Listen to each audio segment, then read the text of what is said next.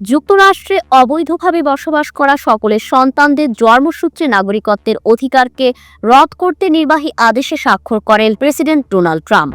তৃতীয় ফেডারেল বিচারপতি সেই আদেশকে সোমবার আটকে দিলেন।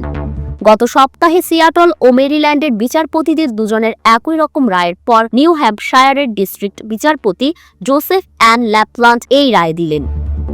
আমেরিকান সিভিল লিবার্টিস ইউনিয়নের দায়ের করা এক মামলায় দাবি করা হয়, ট্রাম্পের আদেশ সংবিধানকে লঙ্ঘন করছে এবং আমেরিকার সংবিধানের অন্যতম গুরুত্বপূর্ণ মৌলিক মূল্যবোধকে পাল্টে দেওয়ার চেষ্টা করা হচ্ছে। ট্রাম্পের রিপাবলিকান প্রশাসন জোর দিয়ে বলেছে, যুক্তরাষ্ট্রের নাগরিক নন এমন বাবা মার সন্তানরা যুক্তরাষ্ট্রের এখতিয়ারের অধীন নয়, তাই তাদের নাগরিকত্ব পাওয়ার অধিকার নেই।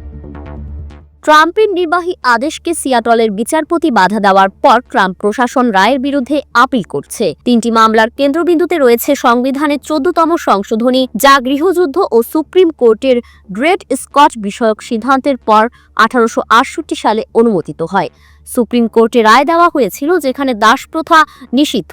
যুক্তরাষ্ট্রের এমন রাজ্যে বাস করা সত্ত্বেও স্কট নামের কৃতদাস সে দেশের নাগরিক নয়।